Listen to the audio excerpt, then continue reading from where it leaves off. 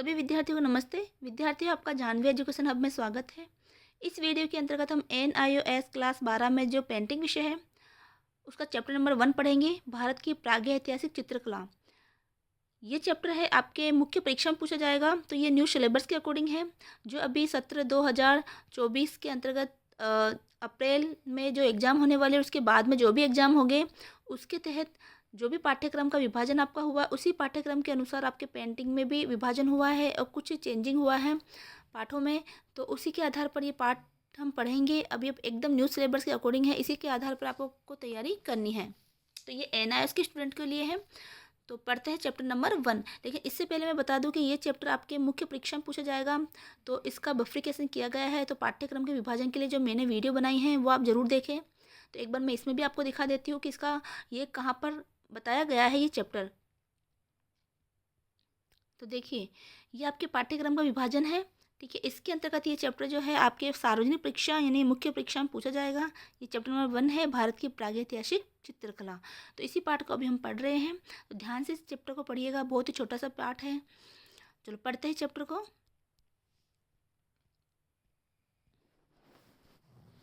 ये देखो, पाठ नंबर 1 है, भारत की प्रागैतिहासिक चित्रकला। ठीक है, अब इसको पढ़ते हैं। प्रिय शिक्षार्थियों, इस पाठ्यक्रम में हम प्रागैतिहासिक कला, मध्यकालीन कला, समकालीन कला और लोक कला, लोक और जनजातीय कला सीखेंगे। तो देखो, प्रागैतिहासिक क्या होता है कि जो इतिहास का बहुत ही पुराना समय रहा है। तो हमारे इतिहास को 3 भाग 4 भागों में बांटा गया है। तो प्रागैतिहासिक यानी कि जो इतिहास जब लिखने की यानी लिपि का विकास नहीं हुआ था, उस समय की ये कला है ना। उस समय चित्र वगैरह पत्थरों पे उकेरे जाते थे, कुछ चिन्ह बनाए जाते थे। तो उस समय की कला में कौन कौन सा विकास हुआ, लोग किस तरह से अपनी चित्रकला को, अपने अंदर की कला को उभारते थे, कहाँ पर वो चित्र बनाते थे, वो इसमें बताया गया है। सबसे पहले हम भारत की प्रागैतिहासिक कला यानी कि रॉक पेंटिंग, है ना। रॉक पेंटिंग यानी कि चट्टानों के ऊपर, पहाड़ों के ऊपर, शैलों के ऊपर, है ना, पत्थरों के ऊपर जो चित्रकारी की जाती थी उसको रॉक पेंटिंग कहते हैं। रॉक पेंटिंग मिर्ज़ापुर, पंचमढ़ी और भीमबेटक के बारे में जानेंगे। तो इसी पाठ में, है ना, मिर्ज़ापुर है, पंचमढ़ी है, भीमबेटक की गुफाएं है, उसमें कुछ चित्रकारी की गई, उसके बारे में जानेंगे। पुरापाषाण काल में प्रारंभिक मानव गुफा में रहते थे और अपनी जान बचाने के लिए पक्षियों और जंगली जानवरों का शिकार करने के लिए पत्थर का इस्तेमाल करते थे। तो पूरा पाषाण काल वो था जब लोग पत्थरों का इस्तेमाल करते थे सिर्फ, है ना, और पत्थरों को के ऊपर ही वो लिखते थे, उनको औजारों के रूप में इस्तेमाल करते थे। आरंभिक मनुष्य ने लगभग 40,000 वर्ष पहले पूरा पाषाण युग के दौरान गुफाओं की दीवारों पर चित्रकारी और चित्रण करना शुरू किया। वर्तमान समय में लगभग 12,000 वर्ष पूर्व मध्य पाषाण काल की कई पेंटिंग मिली। वह काल भारत में प्रागैतिहासिक काल की सबसे प्रारंभिक खोज थी। इस पाठ में हम भारत के प्रागैतिहासिक युग में विभिन्न प्रकार के चित्रकला के बारे में जानेंगे। अब देखो, ये कुछ एक कॉमिक दे रखी है जहाँ पर बातचीत हो रही है। हेलो महेश, आप क्या कर रहे हैं?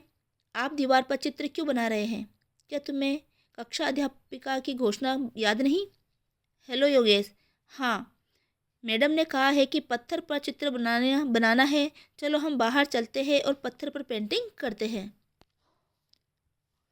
सच कहा आपने, मुझे ड्राइंग सामग्री लेनी है। सुप्रभात विद्यार्थियों, क्या आप शैल चित्र और कली पाषाण युग की कहानी के बारे में जानते हैं? आइए आपको इसके बारे में बताते हैं। सुप्रभात महोदया, प्रागैतिहासिक पेंटिंग जादुई और अनोखी थी। वे भारत में सबसे सभ्यता के इतिहास में कला के सबसे पुराने रूपों में से एक थी। इसकी शुरुआत पूरा पाषाण काल या पुराने पाषाण युग में हुई, लगभग 2.5 मिलियन वर्ष पूर्व से 10,000 ईसा पूर्व में तक हुई इसकी। तो ये बहुत ही बारीक में लिखा हुआ है, तो फिर भी मैंने आपको पढ़ के बताया है। तो अब आगे देखते हैं उद्देश्य। तो इस पाठ को पढ़ने का उद्देश्य क्या है कि इस पाठ सीखने के बाद विद्यार्थी सक्षम हो गए भारत में प्रागैतिहासिक युग में शैल चित्रों की उत्पत्ति की व्याख्या कर सकेंगे, भारत के विभिन्न भागों में स्थलों की पहचान कर सकेंगे, प्रागैतिहासिक काल के मुख्य विशेषताओं की पहचान कर सकेंगे, शैल चित्रों के मूल इतिहास का वर्णन कर सकेंगे, विभिन्न प्रकार की रोक कला की पहचान करें। पहला है मिर्ज़ापुर रॉक पेंटिंग। तो मिर्ज़ापुर रॉक पेंटिंग के बारे में जानेंगे। आइए अब मिर्ज़ापुर की रॉक पेंटिंग को समझते हैं। मूल जानकारी। मिर्ज़ापुर शहर से सिर्फ 20 किलोमीटर दूर सोन नदी की घाटी में कैमूर पहाड़ों पर कुछ गुफाएं हैं। इन गुफाओं को लिखुनिया, भाल दरिया आदि नामों से जाना जाता है। तो ये कहाँ पर है? ये मिर्ज़ापुर शहर से सिर्फ 20 किलोमीटर दूर पर सोन नदी की जो पहाड़ियाँ हैं, घाटियाँ हैं, उसमें कैमर पहाड़ियों पर कुछ गुफाएं हैं। इन गुफाओं को लिखुनिया, भाल दरिया आदि नामों से जाना जाता है। इन गुफाओं की छत और दीवारों को आदिम मानव द्वारा चित्रित किया गया था। तो यहाँ पर इन गुफाओं में आपने देखोगे छत है, दीवारें हैं, वहाँ पर जो आदि मानव थे, पूरा पाषाण काल के जो मानव थे, उन्होंने कुछ चित्र बनाए हैं। यह कम से कम 250 शैलाश्रय है। शैलाश्रय मतलब उन गुफाओं में रहने के लिए आश्रय हैं, क्योंकि पहले के लोग गुफाओं में ही रहते थे, जो विभिन्न विषयों पर शैल कला में से अलंकृत है। चित्रों में जानवरों की कई प्रजातियाँ दिखाई देती है, जैसे हाथी, सूअर और यहाँ तक कि गाय, बाघ भी। जंगली जानवरों के साथ साथ घरेलू जानवरों को भी विचित्रित किया गया। तो हमें पता है कि चित्र में क्या लिखा जाएगा, ये चित्र किसका उपयोग किया जाएगा?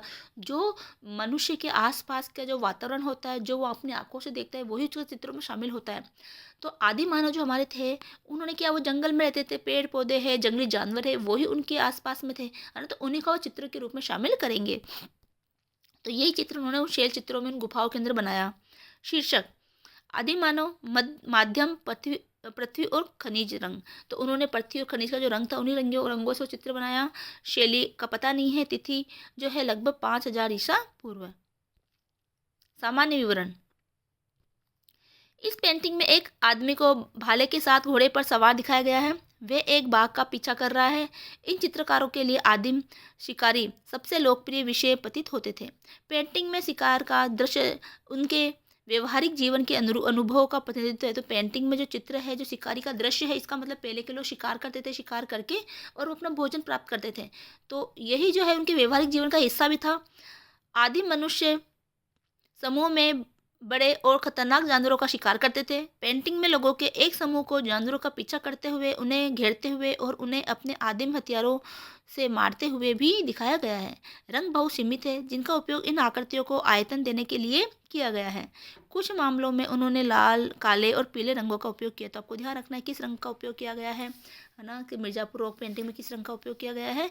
तो लाल, काले और पीले रंग का उपयोग किया गया है। वहाँ पर जो आदि मानव समूह के अंदर शिकारी जो खतरनाक जानवर है, बड़े जानवरों का शिकार कर रहे हैं। ऐसा प्रतीत होता है कि जानवर मानव आकृतियों की तुलना में कहीं अधिक पूर्ण रूप से प्रस्तुत किए गए हैं।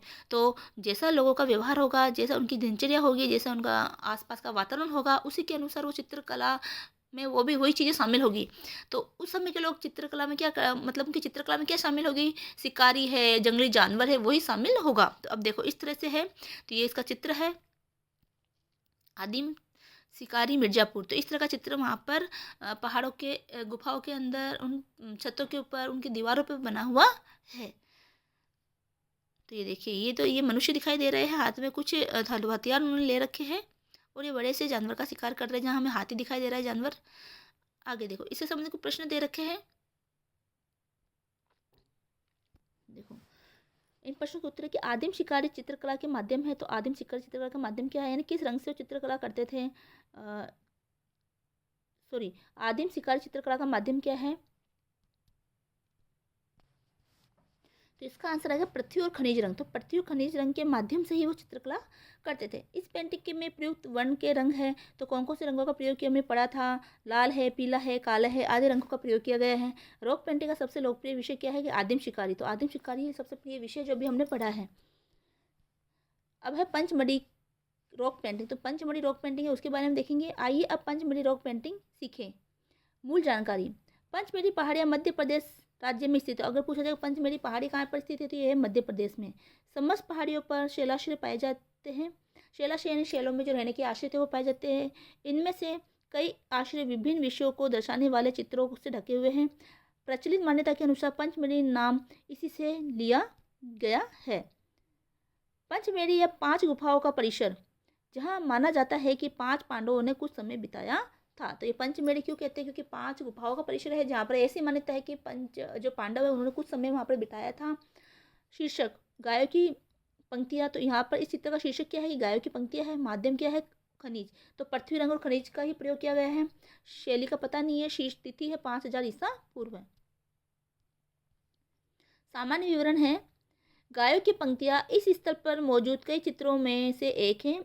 इनमें एक चरवाहे को गायों के झुंडों को चारागाह की ओर ले जाते हुए दिखाया गया है। गायों का शैलीबद्ध चित्रण लगभग ज्यामितीय है, फिर भी ये पशु और मानव दोनों आकृतियों में बहुत अधिक हलचल दर्शाता है। तो ये देखो गायों का चित्र है कि गायों को समूह में एक पंक्ति में एक व्यक्ति जो व्यक्ति है वो ले जाते हुए दिखाया गया है। रंग पृष्ठभूमि में गेरुआ यानी गेरू लाल और आकृति के लिए सफ़ेद तक सीमित है। तो रंगों का उपयोग क्या क्या किया है, गेरू यानी गेरू रंग जिसको लाल रंग भी कहते हैं, गेरू लाल, और आकृतियों में यह सफ़ेद रंगों का उपयोग किया गया है। हम देखते हैं गेरू लाल है, सफ़ेद आकृतियों में सफ़ेद रंग भरा हुआ। ये देखो गेरू लाल है ना, ये गेरू लाल है और आकृति में सफ़ेद रंगों का इस्तेमाल किया गया है।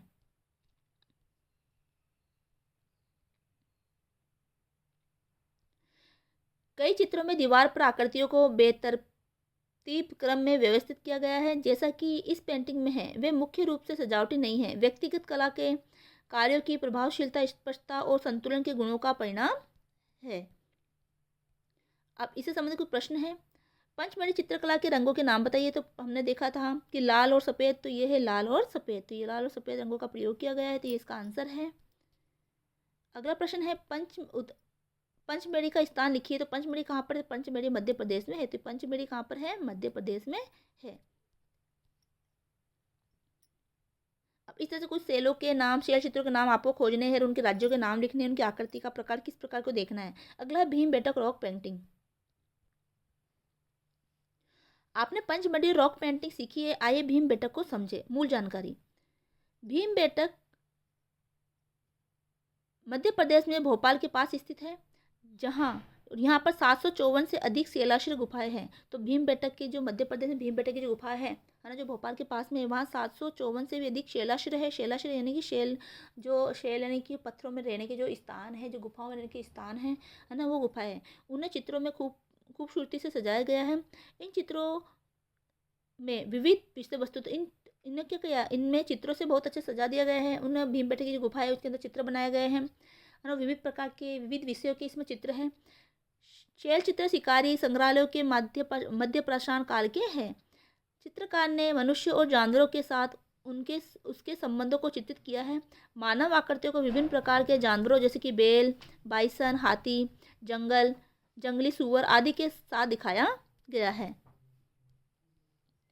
शीर्षक, तो इसका शीर्षक क्या है ना, शीर्षक तो यही हो गया कि भीमबेटका की गुफा है, माध्यम है पृथ्वी और खनिज रंग, शैली का पता नहीं है, तिथि है 5000 ईसा पूर्व। अब देखो ये है इसका लड़ाकू भीमबेटक है ना, तो लड़ाकू का इसमें चित्र बनाया गया है ना, इस तरह से यहाँ पर ये चित्र है। सामान्य विवरण, इस पेंटिंग में विभिन्न प्रकार के जानवरों के साथ साथ कई मानव आकृतियों को दिखाया गया है। सभी मानव आकृतियाँ अनेक प्रकार के आदिम हथियार रखती है। पुरुष इन जंगली जानवरों को मारने या पकड़ने जा रहे हैं। आकृतियों के सिलहुट रूप क्रिया से भरपूर है। पेंटिंग में 4 लोगों को अलग अलग जानवरों पर हमला करते हुए दिखाया गया है। वे एक घोड़े को भी वश में कर रहे हैं। मानव और पशु रूपों की तुलना उस संपूर्णता के दृष्टिकोण से करना दिलचस्प है जिसके साथ उन्हें कलात्मक परंपरा द्वारा सुझाया गया है। धनुष का स्वरूप भी अत्यंत रोचक है क्योंकि यह पहले के काल में नहीं पाया जाता था। इस तरह की पेंटिंग अभी भी महाराष्ट्र के बाली चित्रकारों द्वारा बनाई जाती है। तो अभी भी महाराष्ट्र के बाली चित्रकारों द्वारा इस तरह की चित्र ये पेंटिंग बनाई जाती है। तो आपको ध्यान रखना है कि जो भीमबेटका की गुफाओं में चित्र है वो अभी भी कहाँ पर बनाई जाती है, तो महाराष्ट्र में वाली चित्रकारों द्वारा बनाई जाती है। भीमबेटका कहाँ पर स्थित है, तो हमने पढ़ा था भीमबेटका मध्य प्रदेश में भोपाल में स्थित है। ये पेंटिंग किस काल की है, तो ये पेंटिंग में हमने देखा कि पूरा पाषाण काल की है। फाइस्टस पेंटिंग में कम से कम एक जानवर की पहचान करें। तो फाइटर्स पेंटिंग में कम से कम एक जानवर कौन था, तो उसके अंतर्गत कौन था, एक घोड़ा भी था। ठीक है, एक इसका आएगा घोड़ा। ठीक है, और ये जो भीमबेटका कहाँ पर स्थित है, ये तो आपने बताया है कि ये भीमबेटका जो है मध्य प्रदेश के भोपाल में स्थित है। और ये पेंटिंग किस काल की थी, मध्य पाषाण काल की। कहाँ पर आएगा, मध्य पाषाण काल, पूरा पाषाण काल नहीं है, मध्य पाषाण काल। तो मध्य पाषाण काल के अंतर्गत ये पेंटिंग बनाई गई थी। तो आपको ध्यान रखना है मध्य पाषाण काल का नाम। तो इस तरह से मैंने आपको क्वेश्चन के आंसर भी बताए हैं। इसके आगे कुछ प्रश्न और दे रखे हैं। तो ये पाठ का आपका सार दे रखा है कि जैसे कि रॉक पेंटिंग में चट्टानों के बारे में जाना, रॉक पेंटिंग के बारे में जाना, चट्टानी कला में रॉक पेंटिंग थी। रॉक पेंटिंग में Pachmarhi rock painting, Mirzapur rock painting और भीमबेटका रॉक पेंटिंग की हमने जाना। रॉक यानी कि चट्टान, चट्टान पर चित्रकारी करना। पंचमढ़ी रॉक पेंटिंग में क्या है, गाय की पंक्तियाँ दे रखी है, ये इसका उदाहरण है ना। इसमें मिर्ज़ापुर रॉक पेंटिंग में आदिम शिकारी है, ये उदाहरण है। और ये भीमबेटका की रॉक पेंटिंग के अंतर्गत लड़ाके है, जिन लड़ाके जो शिकार कर रहे हैं लड़ाके उसके अंतर्गत बताए गए हैं। अब आपने क्या सीखा, शेल चित्रकला के रूप और आकृतियों का उपयोग करके शेल कला की सुंदर रचना करता है, अपने घरेलू वस्तुओं पर रॉक कला का चित्रण करते हैं। तो अब ये कुछ प्रश्न दे रखे पाठागत प्रश्न, जिनके उत्तर भी हम आपको जल्दी उपलब्ध करवाएंगे। तो उम्मीद है कि पाठ आपको समझ में आया होगा। तो ज़्यादा से ज़्यादा वीडियो को शेयर करें, चैनल को सब्सक्राइब करें। मिलते हैं अगले वीडियो में। जय हिंद, जय भारत।